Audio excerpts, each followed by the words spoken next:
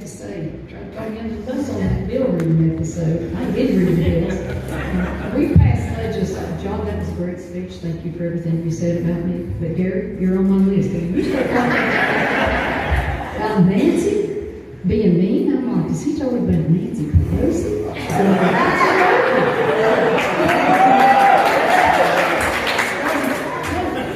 I'd rather hang out with Nancy Barker. Let me just tell you. Because Nancy never spoke to me the first 2 years of my existence in Congress. So, but let me just tell you some of the things. I can tell you with surety that it is totally different in the majority than it was the minority. And we've done a lot of good things. You know, it may have taken 15 votes to get the speaker, but we got him.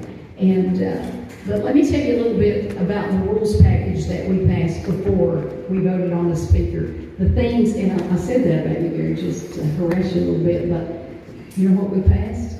Single issue items. We can't bring anything to the floor unless they're single issue items. There can never be another giant, like an omnibus or anything brought to the floor. Just single issues, and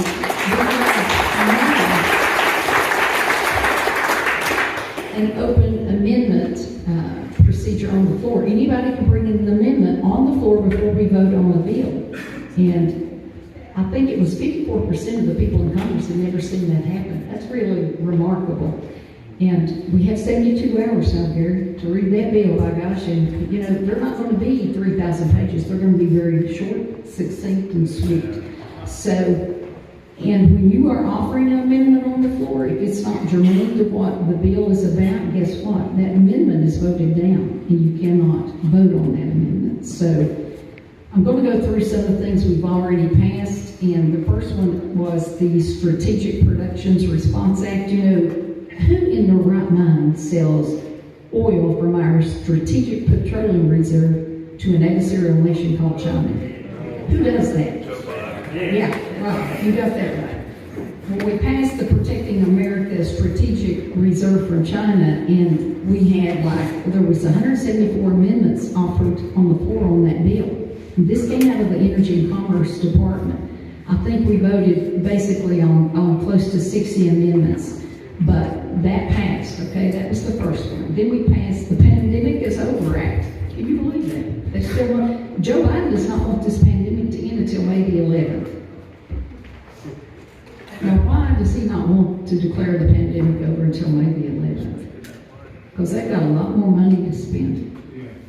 A lot more money to spend. So this act that was passed will end the pandemic, which we know is already over. There's a Freedom for Healthcare Workers Act that we just passed. There's a resolution for terminating the COVID National Emergency Declaration. There's a Show Up Act that means these federal workers have to show up to work now. They don't like that, but that passed. They've been working from home. I mean, I haven't seen an IRS person since I've been there. So now they're going to be forced to show up to work. And I want to tell you, they put a resolution on the floor the other day to condemn socialism.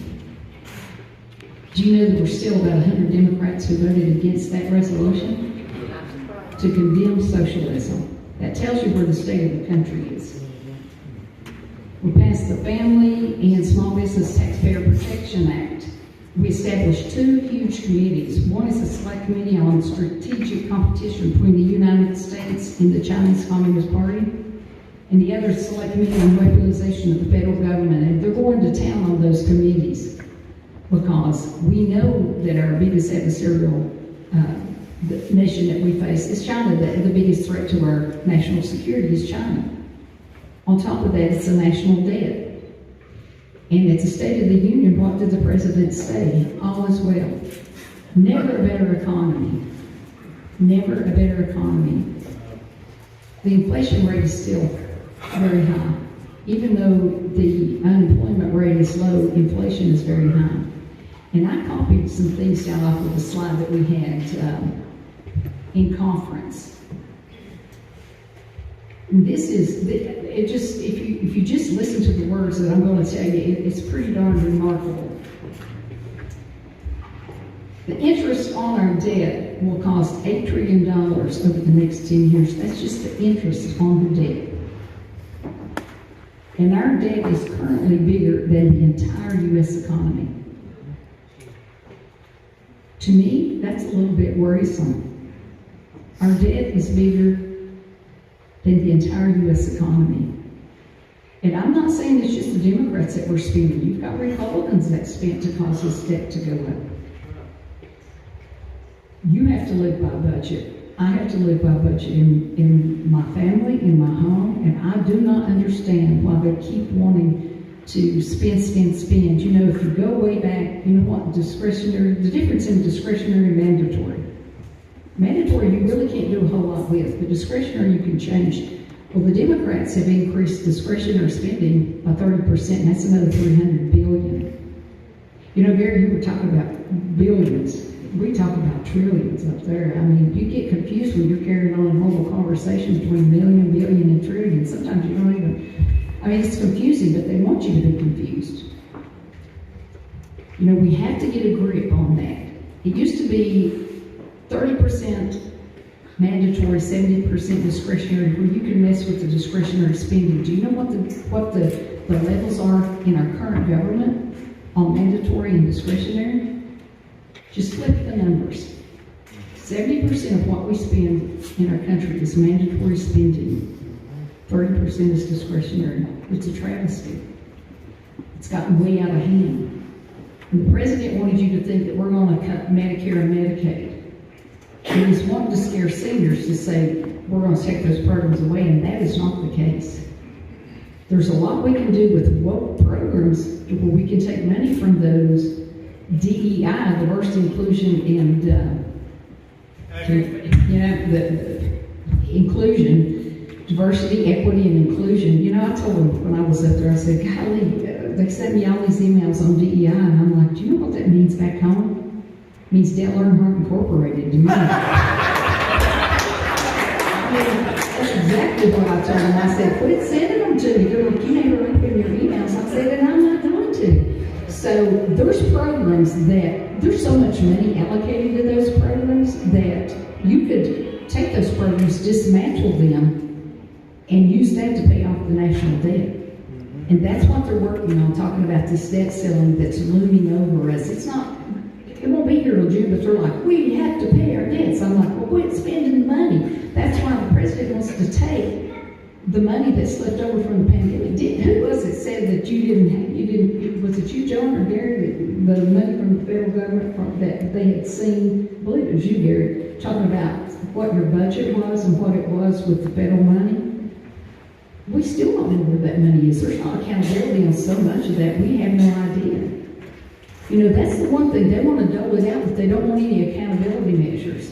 And I think I was talking to Scotty, I said, I've talked to appropriations, you know how to fix it. Because that's the golden egg, is appropriations. We hold the money, having the majority. We can tell them where we want that money to go and where we don't. But they have to have the intestinal fortitude in appropriations to do what has to be done. Okay? One of the rules were the 12 appropriations bills have to be presented, and they have to be presented on time, and they have to be voted on. That's a remarkable feat in itself. So they have to do these things. That's why McCarthy's up there arguing with the president, and it's not that we want to be belligerent. There are things we have to do to get the debt crisis under control. I'm all about helping Ukraine, but they should have stepped in before the incursion occurred and given them what they needed to defend themselves instead of throwing money that we have no way to measure the accountability of that money. And now you've got people on the side and the Pentagon saying we're going to ultimately be in war with China 2025. We've got a lot of people in the federal government and the bureaucratic agencies that want to push us toward wars anywhere because it's good for their economy. You know, I was talking to some people about some defense contractors. There used to be hundreds. And I don't know why or who decided to take that number down to 5. It's kind of like in our world of vertical integration. And you wondered why I wanted on energy and commerce. That committee has the broadest jurisdiction of any committee in Congress, either on the House or the Senate side. We have the broadest jurisdiction, and you can get more done in that one committee bipartisanly than you can anywhere else in Congress. And why would anybody go up there to waste their time? You shouldn't. This is a job, and I have a responsibility to the people I serve and to my state and this country to get the job done. And some things people are not going to like, some decisions you have to make. And you don't have to be a bomb thrower. Was I talking to you, John, or I mean, about bomb thrower? I'm not one of these people who go out here and call people names. You don't get anywhere by doing that. You call them out. You give them facts. You say, you can't do this because this will happen. But I know you all came to hear about the balloon. I know you did. Am I correct? How many of you want to know about the balloon? I knew it. That's why I came. No. There's so many things that we're looking at now that are distractions, and that balloon was not a distraction, you know. We have a classified briefing, and I can't say a whole lot about that, and I didn't learn any more than I already knew. I don't know why they told us not to say anything. But I will tell you this, and you probably heard this, that thing started on January 28th in the Aleutian Islands up in Alaska, and I'm like, well, why didn't they just shoot it down? Well, and then they put a map up the other day in conference, and it showed the trajectory of that darn balloon and how it went over every part of the United States until they shot it in the Atlantic. They should have shot it in the Pacific Ocean instead of the Atlantic Ocean. I think they got screwed up on what side of the world they were on.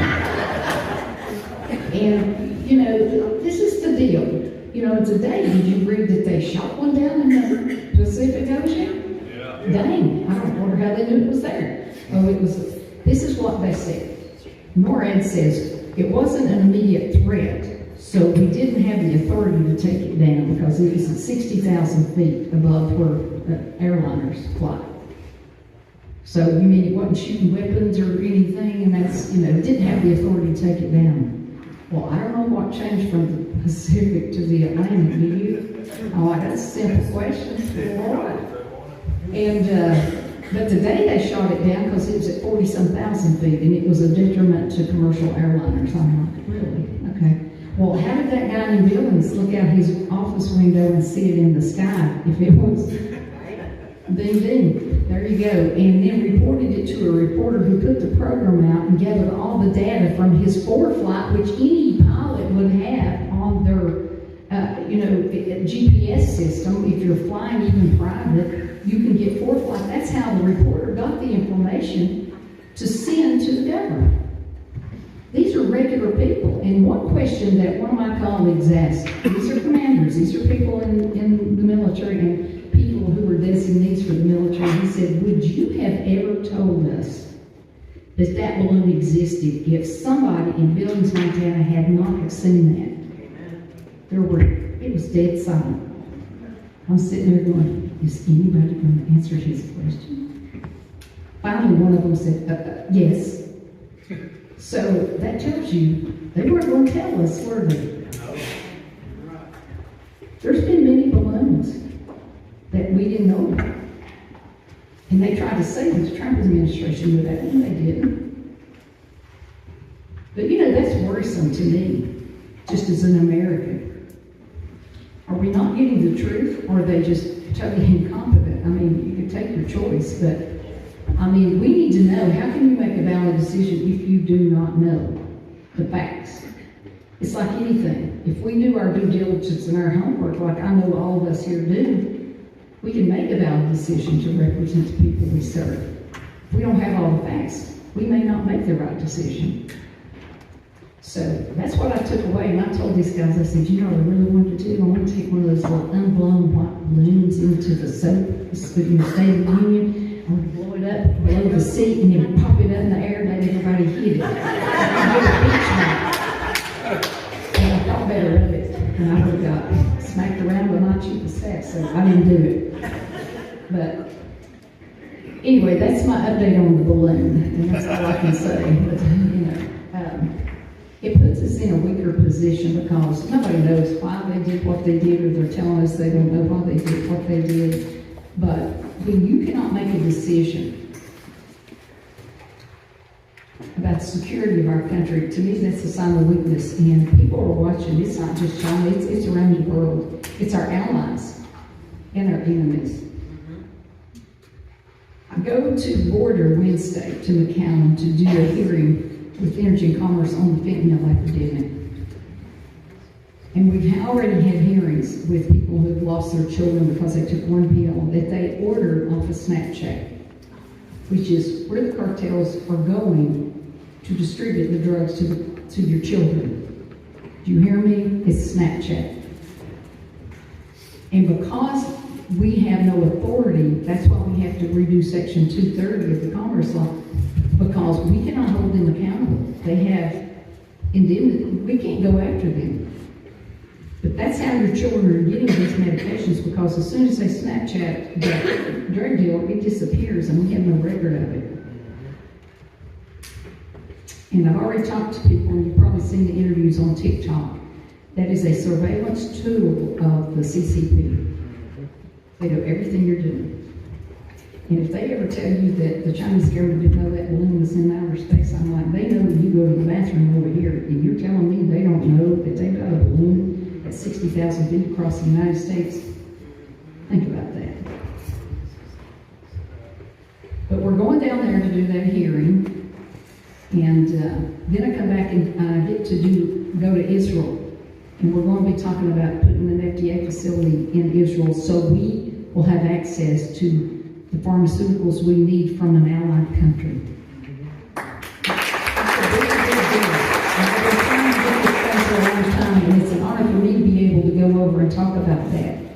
To talk about nearshoring these things that are absolutely crucial to our existence. And it's not just drugs. There's so many things that we have to be, and you hear me every time I speak, we have to be self-sufficient as a nation. And if we can't make it, we have to go to our allies for it, not adversaries. Because it's detrimental in the scheme of things for our national security, period. Now, since Joe Biden took office, there's been 4.5 million illegal crossings, and I can almost assuredly tell you that's double. That's not counting the gotaways that we know are probably two plus million. Do you know how many people they've caught so far in January and February on the terrorist watch list? 38. That brings the total to almost 100. And we're finding out when they go to wherever their selected state is that we have sex, assaulters, we have, child molesters, we have all these people that they have allowed in knowingly, that our law enforcement who are underfunded have to pick up and send back out. But we don't even know if ICE is allowed to send them back to the country of origin. In the first 3 months of the fiscal year alone, they've seized over 9,000 pounds of fentanyl, and that's to kill 2.1 billion people. Homeland Security investigations have estimated that the cartels are now making $13 billion a year just smuggling illegals in. And now we know that Chinese nationals are coming across the border because we just got that reported the other day. Where their illegals are paying $6,000 a head or more now, Chinese nationals, it's $70,000 for them to come in. And they're paying, why are they coming? They're not coming for a better life. There are nefarious motives out there. Now, we have the majority. We've already done some great things, and we've got some other things in the works. There's so many bills that we're trying to push forward that we can bring. The Speaker can bring whatever bill he wants to the floor for us to vote on. We can do any open amendment that we want. And we're going to force the Senate, if it's not germane, and if it's not the single issue that we need to vote on, guess what? We can turn it right back around and send it back to the Senate. So they're going to have to abide by our House rules. We don't have the majority in the Senate, do we? But we can force their hand. Now, when we send these bills over, they can say yay or nay, but you're going to have them on the record. It's just like a hearing the other day when I had the FDA, the CDC, and the NIH. Well, I keep talking about that in litigation. I'm like, you have to get these people on the record by saying no comment. And these were about the origins of the COVID virus and vaccine mandates. And there's a lot of things in the works about getting healthcare workers to rural areas. And, you know, I've co-sponsored a lot of women's rights bills to where we force politicians to, we have to educate them so they'll know the difference in a biological woman and a man. It's a sad state of affairs, and you have to waste your time to write a bill to say this is the difference. But that's what you have to do. I co-sponsored a bill to build American healthcare workforce after the unconstitutional vaccine mandates, and to help put more physicians in rural areas. There's a lot we need to work on every day, and it's just like they said, if you don't tell us what the issues are, we can't fix them. How many bills or how many things have I co-sponsored or sponsored because you called in and you said, I need help with this? There's some Second Amendment rulings out there right now that we're fighting, and we're rewriting legislation to protect your Second Amendment rights, your freedom of speech rights, your freedom to religion rights. They're trying to change the face of this nation. Do you hear me? Why are you letting all these illegals in? You dismantle the middle class. You won't have a middle class of Americans. You will have a wealthy class, and you will have an underprivileged class. And when these people scream, they'll take more from those people. It's not conspiracy theory. There is a method. They have a plan to change the face of this nation. And you have to let strong people be put in leadership at the local, at the state, and at the federal level who do not care what repercussions they suffer, but who will stand up and tell the truth about any issue. Do you hear me? You have to have that.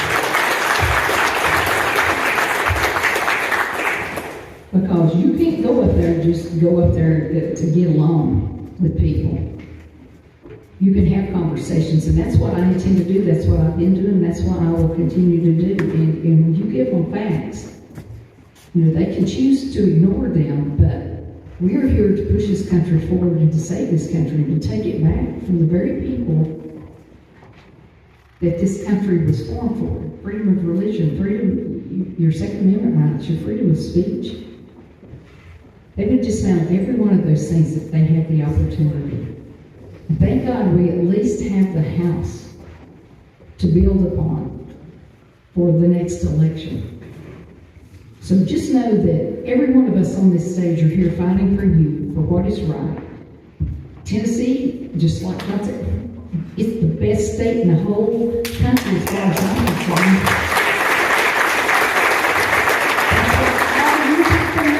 How many of you are transplants? And why'd you come here? Freedom. Yeah, because we don't tell you what to do we? But we're here to protect what you want to do. And that's why it's important. Don't push that button just because it's an RD. I've said this over and over. You do your homework, you do your due diligence, you look at the voting record. And if not, you look and see if the royals line up with you. Because we live in the greatest nation the world has ever known. And we want to keep it that way. So keep praying that God will keep his hand on the greatest nation. And keep praying for each and every one of us. We covet your prayers. And just know that we're here doing what we are called to do for you. And it's a great responsibility and the greatest honor of my lifetime to do this. So with that, I will turn it back over to Nancy. That woman that's kind of hateful.